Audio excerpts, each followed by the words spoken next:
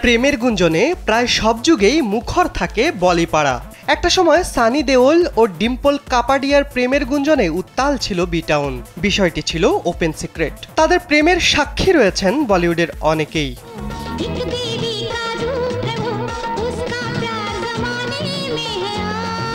1993 সালে গুনাহ সিনেমায় সানি ডিম্পল জুটির সঙ্গে কাজ করেছিলেন অভিনেত্রী সুজাতা মেহতা। সম্প্রতি সানি ডিম্পলের প্রেম কাহিনীর বিষয়ে তিনি মুখ খুলেছেন। সাক্ষাৎকারে সুজাতা জানান, সানি ও ডিম্পলের মধ্যে দুর্দান্ত রসায়ন ছিল, তাদের একসঙ্গেই থাকার কথা ছিল।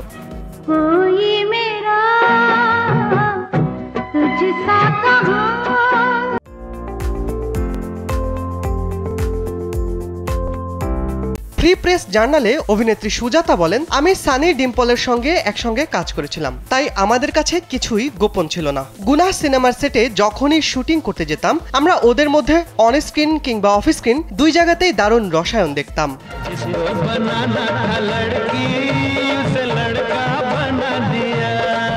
80-র দশকে সানি ডিম্পলের সম্পর্কের কথা চাউর হতে থাকে। আগ কাগোলা, মঞ্জিল মঞ্জিল ও নরসিমহার মতো বেশ কিছু সিনেমায় কাজ করতে করতে ঘনিষ্ঠ সম্পর্ক গড়ে ওঠে দুজনের মধ্যে। বলা হয় দীর্ঘ 11 বছর প্রেমের সম্পর্কে ছিলেন তারা। এমনকি সানি দেওলের প্রাক্তন প্রেমিকা অমৃতা সিংও একবার জানিয়েছিলেন ডিম্পলের সঙ্গে সম্পর্ক রয়েছে সানির।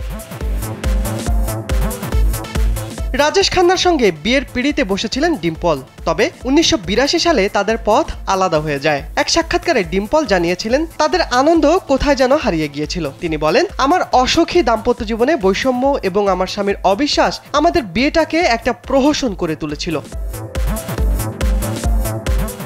শিবলি আহমেদ, কালবেলা।